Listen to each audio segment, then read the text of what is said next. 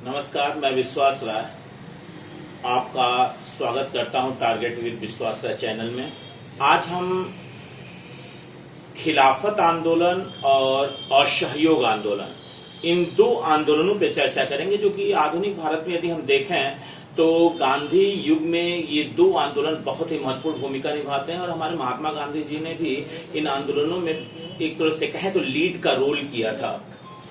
जहां तक बात रही खिलाफत आंदोलन की, तो इस खिलाफत आंदोलन को आप ऐसे समझ सकते हैं कि पहला विश्व युद्ध चल रहा था और पहले विश्व युद्ध में जो तुर्की मित्र राष्ट्रों के विरुद्ध युद्ध लड़ रहा था और अंग्रेजों ने भारतीय मुसलमानों से वादा किया था कि विश्व युद्ध के समाप्त होने के बाद भी तुर्की को अपघटित नहीं किया जाएगा, विघटित नहीं किया जाएगा, यानी तुर्की पर एक्शन नहीं लिया जाएगा। लेकिन जैसे ही पहला विश्व युद्ध समाप्त हुआ तो अंग्रेजों ने सबसे पहले तुर्की को विघटित कर दिया, जिससे भारतीय मुसलमानों में एक अजीब तरह का आक्रोश हुआ। और यूं कहें कि भारतीय मुसलमानों में नहीं, पूरे एक विश्व जगत के मुसलमानों में, चूंकि तुर्की का खलीफा धर्मगुरु माना जाता था, मुसलमानों का धर्मगुरु माना जाता था, और ये भारतीय मुसलमान भी चाहते थे कि तुर्की के ऑटोमैन को सुरक्षित रखा जाए, उसके खलीफा को अपदस्थ ना किया जाए। चूंकि तुर्की को विघटित किया जा चुका था और साथ ही साथ खलीफा को भी अपदस्थ किया जा चुका था, अतः भारतीय मुसलमानों में जो एक रोष था वो खिलाफत आंदोलन के रूप में परिणत हुआ।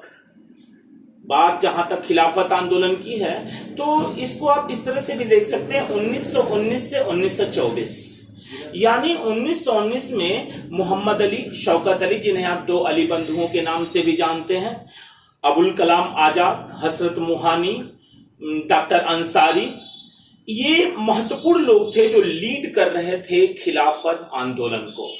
और ये खिलाफत आंदोलन का अगर आप कहें कि कारण क्या था तो केवल एक कारण था कि तुर्की को अपघटित करना और खलीफा को, वहां के खलीफा को अपदस्थ कर देना। अब ये जो भारतीय मुसलमानों में अगर एक नाम और हम ले लें हकीम अजमल खां का, हकीम अजमल खां एक ऐसा नाम जो कि मोहम्मद अली और शौकत अली, दो अली बंधुओं के बाद तीसरे स्थान पे आप रख सकते हैं खिलाफत आंदोलन में। अब ये खिलाफत आंदोलन जब आगे बढ़ा तो महात्मा गांधी को इसकी बागडोर दे दी गई और महात्मा गांधी ने एक शब्द में ही स्पष्ट कर दिया कि हिंदू और मुसलमानों की ऐसी एकता आगे आने वाले 100 वर्षों में भी नहीं देखी जाएगी। इस तरह की एकता है। जबकि वहीं पर आप एक राष्ट्रवादी, उस समय राष्ट्रवादी कह सकते हैं, मोहम्मद अली जिन्ना, जो कि नहीं चाहते थे, वो महात्मा गांधी के इस विचार से सहमत नहीं थे। वो नहीं चाहते थे कि राजनीति में धर्म का प्रवेश कराया जाए, यानी वो राजनीति में धर्म को नहीं लाना चाहते थे। और इसी वजह से मोहम्मद अली जिन्ना ने इस खिलाफत आंदोलन को स्वीकार नहीं किया, इसका विरोध किया। साथ ही साथ इस खिलाफत आंदोलन की बागडोर जब महात्मा गांधी के हाथ में गई, उसी समय हम चर्चा दो आंदोलनों पे कर रहे हैं। पहले स्पष्ट कर लें, एक खिलाफत आंदोलन और साथ ही साथ असहयोग आंदोलन, जो कि एक पैरेलल के रूप में दोनों आंदोलन एक तरह से प्रभावी हुए और एक जन आंदोलन बने। चूंकि खिलाफत आंदोलन एक जन आंदोलन नहीं बन सका क्योंकि वो एक धार्मिक आंदोलन था। और आपको पता होगा मदन मोहन मालवीय ने भी इस आंदोलन में हिस्सा लेने से मना कर दिया था, इसकी बैठक में भी जाने से मना कर दिया था, क्योंकि उनका कहना था कि यह आंदोलन भारत के राष्ट्रीय आंदोलन से इसका कोई लेना देना नहीं है, ये भारत की आजादी से इसका कोई लेना देना नहीं है, ये धार्मिक आंदोलन है जो कहीं का कहीं लाया जा रहा है। लेकिन महात्मा गांधी की सोच कुछ इन लोगों से अलग थी। उनका मूल मुद्दा, जहां तक मैं समझ पा रहा हूं, वो ये नहीं चाहते थे, वो ये नहीं, उनके मन में नहीं था कि खिलाफत आंदोलन मेरा जन आंदोलन है, राष्ट्रीय आंदोलन है या नहीं है। वो ये चाहते थे कि हिंदू और मुसलमानों के बीच में एकता स्थापित हो जाए। जब हम मुसलमानों पे आई आपदा या मुसलमानों के धर्म पर आई आपदा में उनका साथ देंगे तो आगे भी वो हमारा साथ देंगे। और मोहम्मद अली जिन्ना बार बार इस बात को कोट करते रहे कि राजनीति में धर्म को नहीं आना होगा, राजनीति में धर्म नहीं आना चाहिए। 23 नवंबर 1919 को खिलाफत कमेटी की बैठक हुई, जिसमें महात्मा गांधी को इसका अध्यक्ष चुन लिया गया और इसका अध्यक्ष 1919 में चुना गया। और साथ ही अगर हम एक और नाम लें हकीम अजमल खां का, तो इसी खिलाफत आंदोलन के दौरान हाजिक उल मुल्क, इनको एक उपाधि मिली थी 1906 में, हाजिम उल मुल्क की, और उन्होंने इस उपाधि को वापस कर दिया। तो हकीम क्वेश्चन पूछता है, अगर हम कंपटीशन के दौर में जाए तो यहां से लगातार क्वेश्चन पूछता है कि हाजिम उल मुल्क की उपाधि किसे दी गई थी, खिलाफत आंदोलन के दौरान किसने ये उपाधि हाजिम उल मुल्क की उपाधि वापस कर दी? तो हकीम अजमल खां, जो एक प्रसिद्ध नाम है खिलाफत आंदोलन को लेकर। 1920 में कलकत्ता में कांग्रेस का अधिवेशन हुआ, जिसमें दो ही मुख्य मुद्दा बनाया गया। वो दो मुख्य मुद्दे, एक तो था जलियांवाला बाग हत्याकांड, जो कि 13 अप्रैल 1919 को एक बैसाख पूर्णिमा के दिन अमृतसर में हुआ था, जो कि अगर देखें जलियांवाला बाग हत्याकांड और खिलाफत आंदोलन, ये 1920 में कलकत्ता अधिवेशन के मुख्य मुद्दे बन गए। और इस दो मुख्य मुद्दे बने और दो बैठकें हुई, जिसमें मदन मोहन मालवीय ने जलियांवाला बाग हत्याकांड की बैठक में तो सम्मिलित हुए, लेकिन खिलाफत आंदोलन की बैठक में सम्मिलित होने से इनकार कर दिया।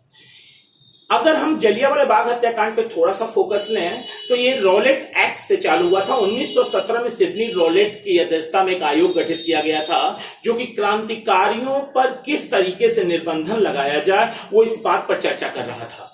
और 1919 मार्च के महीने में रॉलेट एक्ट पारित कर दिया गया। अब रॉलेट एक्ट पारित होने के बाद अब पुलिस जो कार्यवाही थी वो दंडात्मक कार्यवाही, हिंसात्मक कार्यवाही, संशय के आधार पर पुलिस किसी भी व्यक्ति को गिरफ्तार कर सकती थी, उसे जेल ले जाना नहीं था, कोई न्यायिक कोई मजिस्ट्रेट नहीं, सीधे हवालात में जितने दिन तक चाहे उतने दिन तक रख सकती थी। इसीलिए इसे जलियांवाला बाग को रॉलेट एक्ट को हम अंधा कानून या नौ वकील न दलील की संज्ञा भी देते हैं।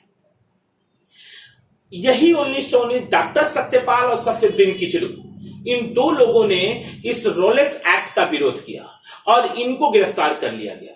इनकी गिरफ्तारी का विरोध करने के लिए बैसाख पूर्णिमा के दिन 13 अप्रैल 1919 को जलियांवाला बाग अमृतसर में एक आम सभा आयोजित की गई, जिसे जनरल डायर ने, जहां पर एक निर्ममता पूर्वक एक जघन्य अपराध किया। ये 2012 में जो बाइडेन, जो कि ब्रिटिश प्रधानमंत्री थे, वो आकर उन्होंने इस बात को स्वीकार किया कि ये अंग्रेजों की सबसे बड़ी भूल थी, जलियांवाला बाग हत्याकांड।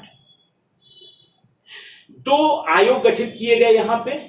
एक आयोग हंटर आयोग था, जो अंग्रेजों की तरफ से गठित हुआ था, जिसने जनरल डायर को निर्दोष घोषित किया, और एक आयोग था जो कि मदन मोहन मालवीय के नेतृत्व में कांग्रेस के द्वारा घोषित किया गया था। इसमें महात्मा गांधी, मोतीलाल नेहरू, जिसमें अबुल कलाम आजाद, ये लोग इसमें सदस्य थे।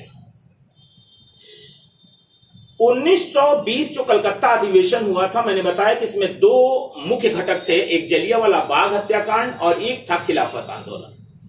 और 1920 में ही 1 अगस्त 1920 को यहां पे असहयोग आंदोलन की शुरुआत कर दी गई, जो कि महात्मा गांधी का पहला जन आंदोलन था। वैसे तो महात्मा गांधी का पहला, अगर आप सत्याग्रह कहेंगे तो पहला सत्याग्रह हम चंपारण सत्याग्रह को मानते हैं, लेकिन अगर इनका हम पहला जन आंदोलन कहें तो इनका पहला जन आंदोलन 1 अगस्त 1920 असहयोग आंदोलन था।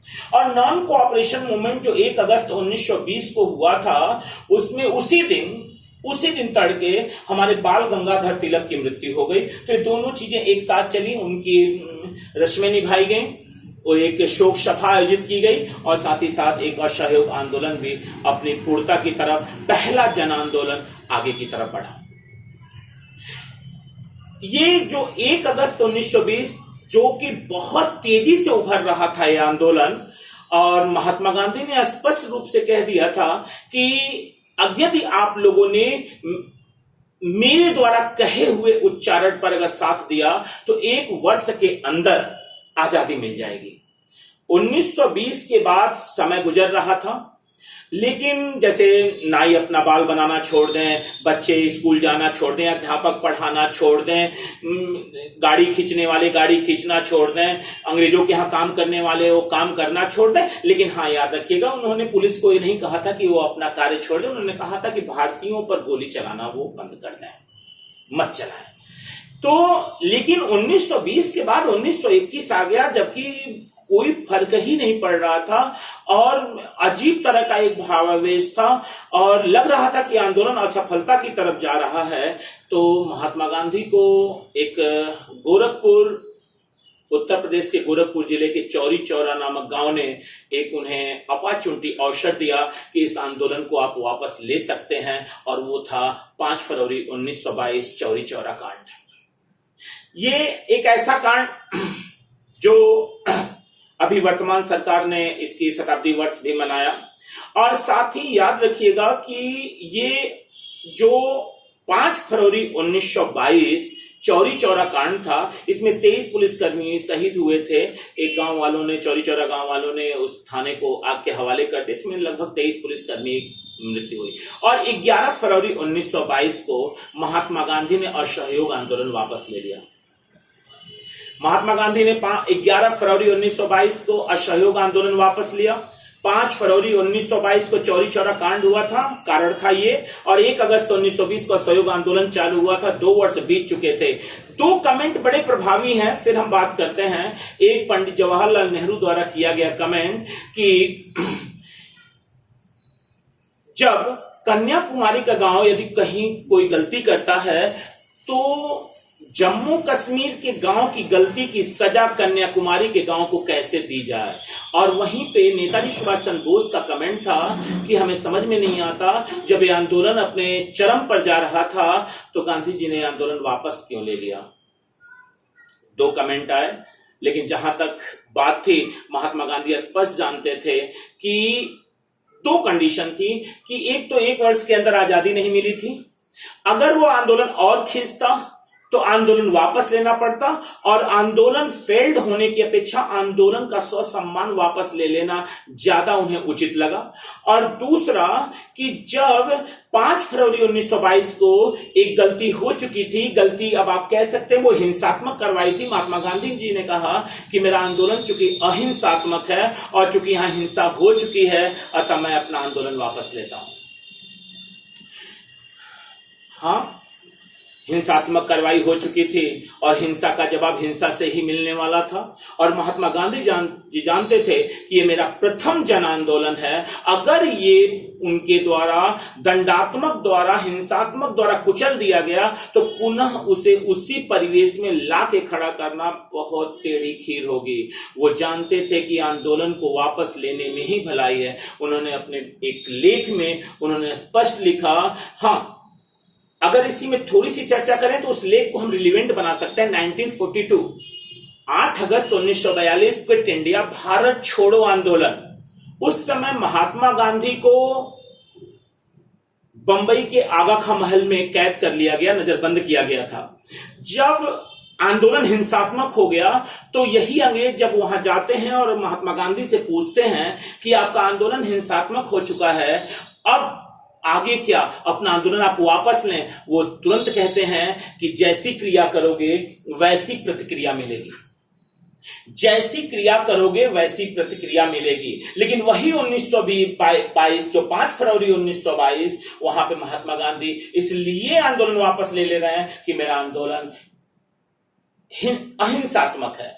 वो स्पष्ट करते हैं अपने लेख में कि 1922 में मेरा आंदोलन एक शिशु के समान था जिसे हिंसात्मक तरीके से डराया जा सकता था, लेकिन 1942 क्विट इंडिया, 8 अगस्त 1942, अब ये मेरा आंदोलन एक नौजवान बन चुका है जो क्रिया का प्रतिक्रिया करना जानता है। यही कारण था कि एक बार यूपीएससी में क्वेश्चन पूछा गया कि महात्मा गांधी की फिलॉसफी क्या है, हिंसात्मक, अहिंसात्मक, इन दोनों आंसर गलत है। हिंसात्मक तो वैसे ही गलत था, अहिंसात्मक भी गलत था, क्योंकि जो उनकी फिलॉसफी थी वो दार्शनिक और अराजकतावादी फिलॉसफी थी। महात्मा गांधी जी को समझ पाना केवल 10 मिनट के वीडियो में बहुत कठिन कार्य है। आने वाली पीढ़ियां, अगर हम महात्मा गांधी के बारे में बात करें, हम अलग वीडियो महात्मा गांधी पे लाएंगे। वहां पे अल्बर्ट आइंस्टीन कहता है महात्मा गांधी जी के बारे में कि आने वाली पीढ़ियां शायद ही विश्वास करें कि हाड़ मांस का ऐसा भी व्यक्ति कभी पृथ्वी पर आया था। तो असहयोग आंदोलन और खिलाफत आंदोलन आज टेबल और चेयर पे, और कल ये वीडियो पूरे कॉन्टेक्स्ट के साथ डेट वाइज हम आपको बोर्ड पे आएंगे, जहां पे खिलाफत आंदोलन, असहयोग आंदोलन, सविनय अवज्ञा आंदोलन और भारत छोड़ो आंदोलन एक वीडियो बनेगा। आज के लिए केवल इतना ही। बहुत बहुत धन्यवाद।